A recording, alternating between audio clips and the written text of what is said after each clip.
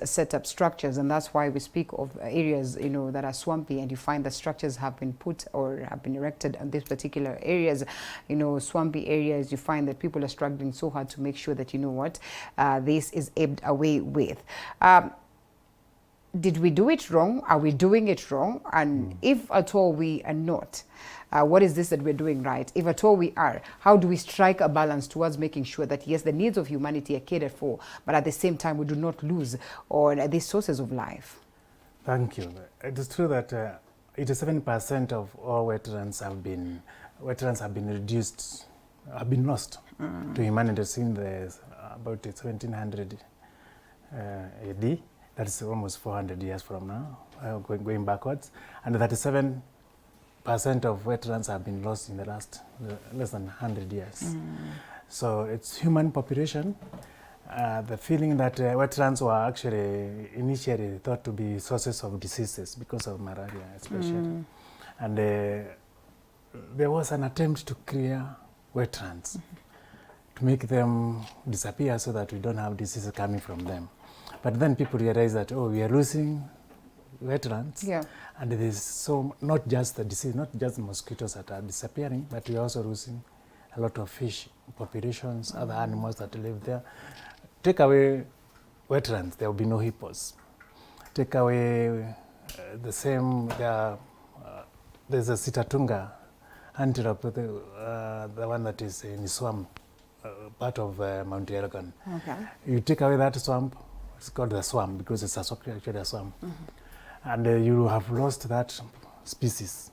So many animals depend on water, and the closer they are to water, the more likely that they are going to prosper. So when we started clearing those wetlands, we actually lost a lot of species. Some of the species will never be replaced because actually we don't have any living organisms, any living species at the moment.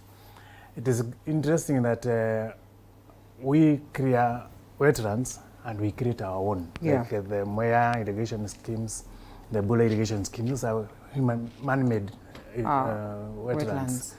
But it is very difficult to create an artificial wetland. You would rather work with the natural one because normally natural ecosystems are easier. They have more population of animals.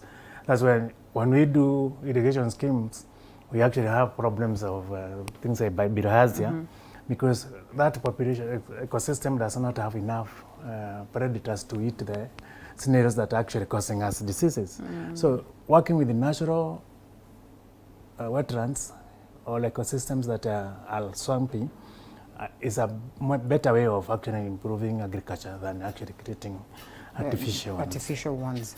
And let's just take ourselves back to 2021 and look at the theme, because most of the times the themes are set to remind us of where we are, and above everything create action plans as pertaining to that. And you know, when you get to the next year of celebration, review on what was the theme back then, or whether the dreams that were there have been achieved, and moving forward, whether do we again bring on board a different theme or we stick to what it is that we had. And so sometimes in 2021, the theme was wetlands and water. Well, emphasizing on the importance of wetlands as a source of fresh water, and as well encourage action to restore them and stop their loss. So far, would you say in this span of 1 year, and the reports that we're having across, not just in the country, but the global fraternity, has there been that will? I mean, we had the climate change conversation the other day. Was it Scotland? Glasgow. Glasgow. Yes. The question is just how much of efforts have been put towards making sure that, well, we do not lose much of wetlands, but at the same time, we preserve what it is that we have. Thank you. We actually would not say that we have achieved much in that theme, where we are to do restoration. Because in many cases, last year was a very dry year. And the wetlands actually lose water when it is we have a drought. They are the most affected. And we know last year we actually had very little rainfall due to climate change. And it was actually in response to that COP26 that took place in Glasgow actually also addressed ecosystem loss due to lack or loss of water bodies as one of the goals that we have to be achieved for us to stop climate change. Wetlands actually absorb a lot of carbon from the environment.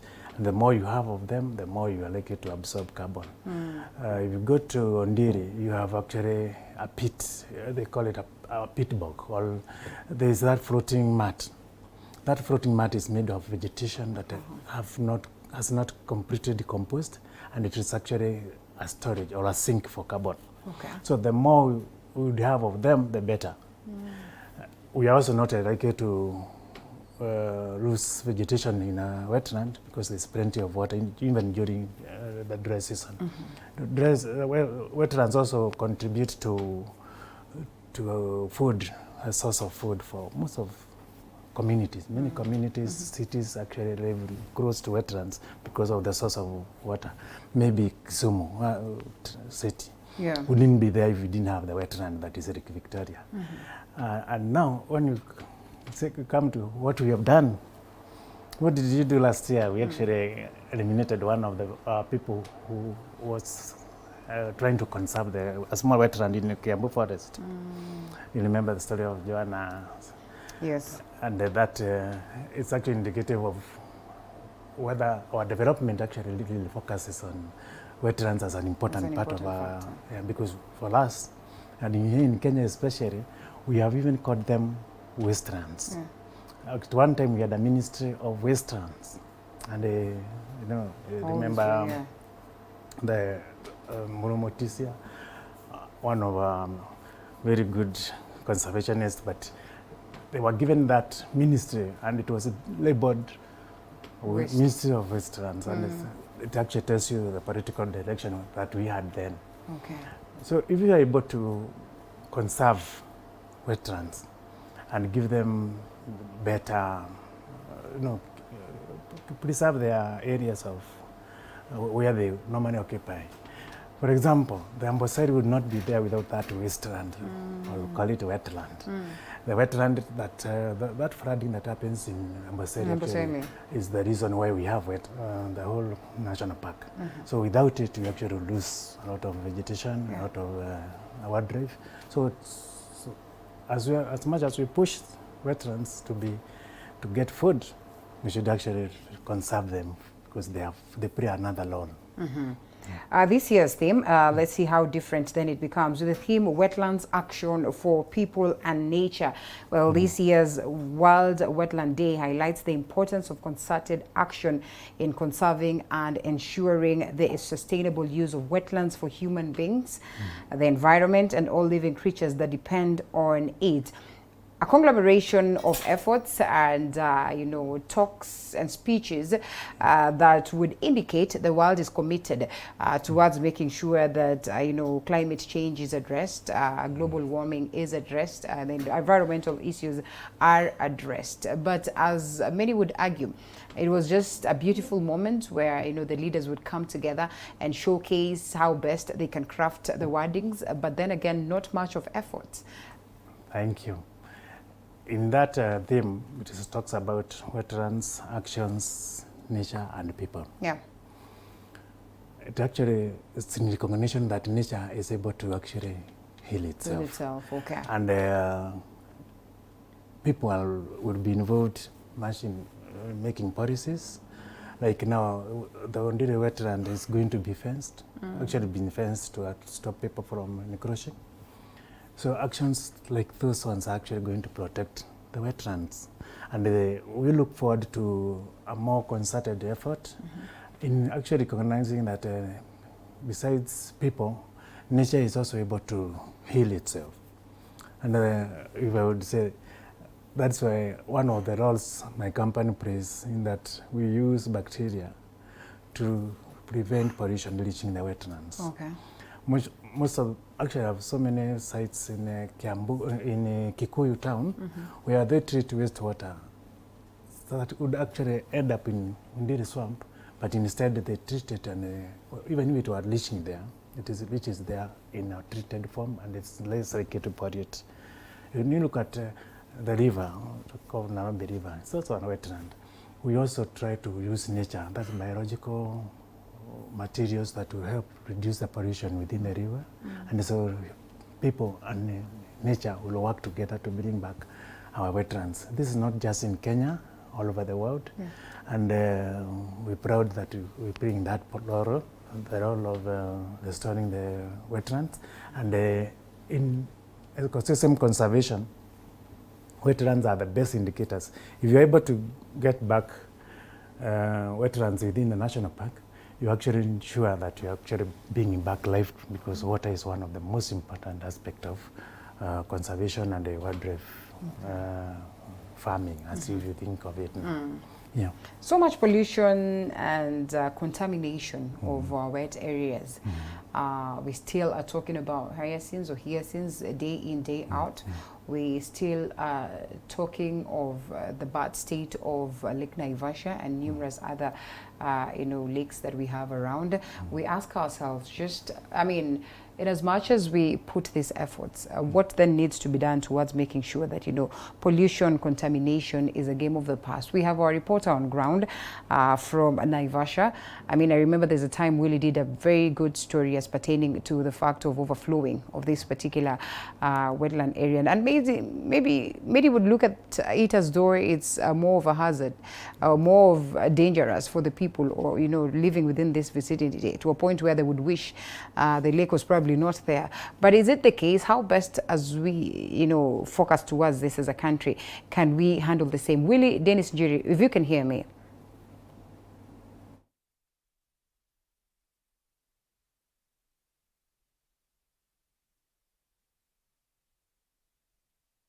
At Karagita Beach, it's a hype of activity. As you can see behind me, fishermen are just taking out of the lake their catch that was there.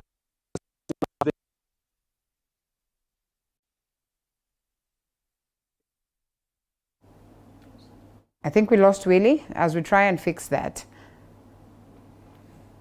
Of course, we'll be getting a hold of him later on so that he much about this Wetlands Day as the world marks World Wetlands Day tomorrow.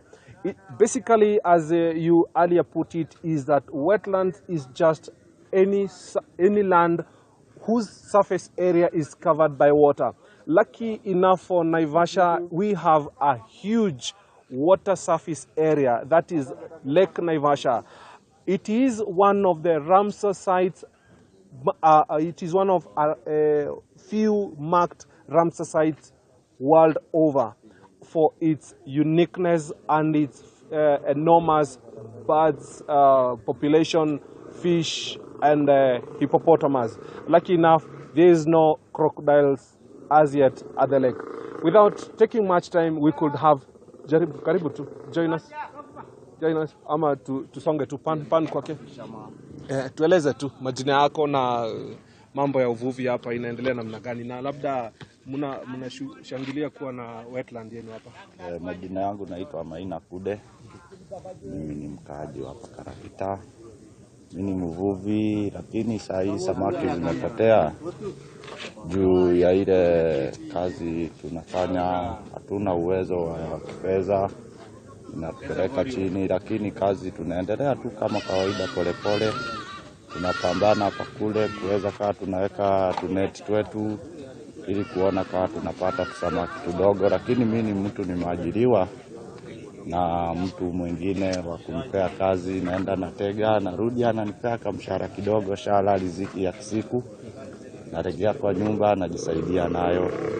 Kwa hivyo hii kazi yetu inatusaidia juu naishi, hatuwezi enda kudhulumu mtu ama kunyang'anya mtu. Tutajipa hapa mapato kidogo, shala inatusaidia. Tunashukuru juu ya hii bahari yetu, juu imetulea mpaka imelea wazazi wetu wamekuwa wakubwa na sisi tumejilea hapa ndio huyu tumekuwa. Inshallah huwezi jua hata watoto wetu hii bahari itakuja kuwasaidia mbeleni.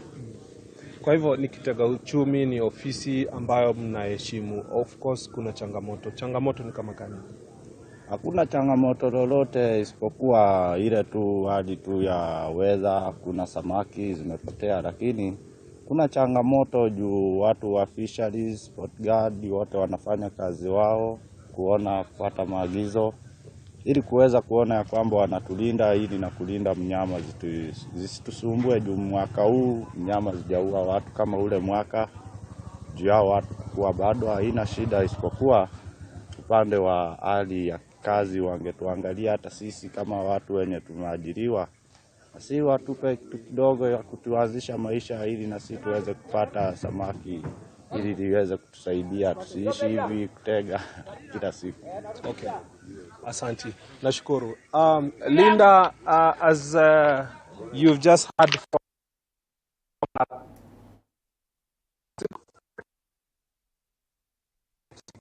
we understand recently that we had lakes around the Rift Valley swell to a great height.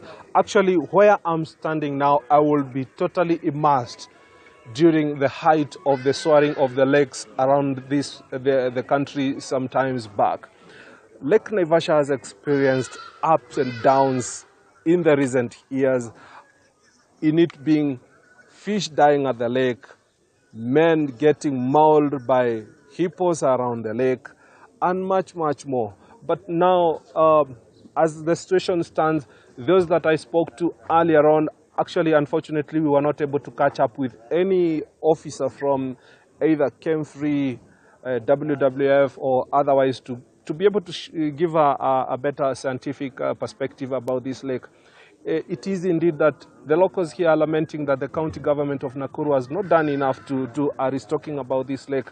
Nonetheless, they expect as a CSR program from the county government, or that so said, they should make an effort to ensure that the lake is restocked so that we have enough food for those who take fish as a delicacy. I know, Linda, you must be a fan of fish. You can be rest assured. You visit Naivasha, hold it on me. Oh, you are lying to us, Willie Dennis. You know, the last time I was there, you told me the same thing. Before I knew it, I was going back to Nairobi, having not seen you. But I'll take your word for that now that you said that live on TV. Very important points we note here. One, what would we be speaking of a scenario where there's little fish in the waters? Of course, brings us to the point of pollution, contamination, and as evidently, you know, indicated there, you know, it's a source of livelihood, like you started by saying. Quite of a dangerous affair, but at the same time, quite of something worth celebrating. How do we revive this? Thank you. There's a very close relationship between the population explosion in Naivasha, because it's now a very big town, and the lack of fish in the ocean, not in the lake, not because of fishing, but because of pollution. The wastewater treatment system for Naivasha town is a very small system that was done several years and decades ago. And then you can imagine the amount of family planning, the drugs that end up in the ocean, in the lake. This affects the population of fish, because we say sometimes when you inject too much of those chemicals, they actually feminize the fish, the male fish. The male fish is not able to perform its responsibility, or the female become masculine. Yeah. So there's a lot of confusion when you have a lake like this one, where there's no outflow. There's no known outflow from Lake Naivasha. So chemicals that pollution materials that end up ending up in that lake will affect the growth of fish. And actually we have lost some of the species that used to be there years ago. Now what you have is, I think it's a fish that's called black bass, and it's not very popular because it has bones in its muscles. And nobody knows why it behaves like that. It's very difficult to feed a young person with fish that is not just in the skeleton, but with bones that are also in the flesh. And that has affected this lake a lot. So we did actually propose that a wastewater treatment system that actually covers so many of those pollutants and prevent them from going into the ocean or into the lake. That would be very crucial for Lake Naivasha. And Lake Naivasha also supports the geothermal system. So we need to know how much water is being lost through the geothermal springs that have been done, because Lake Naivasha now are two lakes. There's a small lake down called Lake Oredian, down on the southern, which is actually salty. And then there's the other lake. In 1970s, it used to be one lake. But because of obstruction of water or whatever happened, we lost water from the lake. That's why there is a lot of space between the shoreline, the original shoreline and the current shoreline. Like the reporter said, he would actually be in water if it was no more lake levels.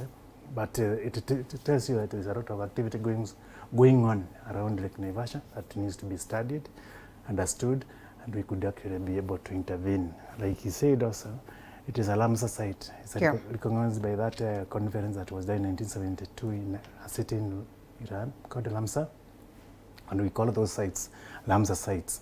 They have historical importance, and we should keep them live. We should not let them go. All right. Well, of course, this is just one, space that we're talking about, but there are numerous others in the country, as well as, the global space. And it is incumbent upon us that as we celebrate this crucial day, then we derive mechanisms as well as, set up action plans as to what can be done towards making sure that we have our well waters are safe for that particular matter. And when I say safe, is that we do not lose them, and if we have to have them, then make sure that they are in the best state of or in the best state to avoid scenarios where then they would be harmful to us. Unfortunately, time is not on our side. So what would be your clarion call as an action plan, and most importantly, what do you carry for us as you as well tell people how they can get a hold of the products that you have on set as we close? Thank you. As a company, EcoSave Africa came up with a product that can reduce pollution in the rivers. And what I'm displaying here is actually a product like that. If you use it in a wastewater treatment plant, municipal wastewater treatment plants, domestic wastewater treatment plants, the water ending up in the river is less polluted. This product will take out chemicals like we have said, family planning chemicals. Chemicals that are also used in as pesticides. This product actually breaks down the carbon molecule within pesticides, making them neutral.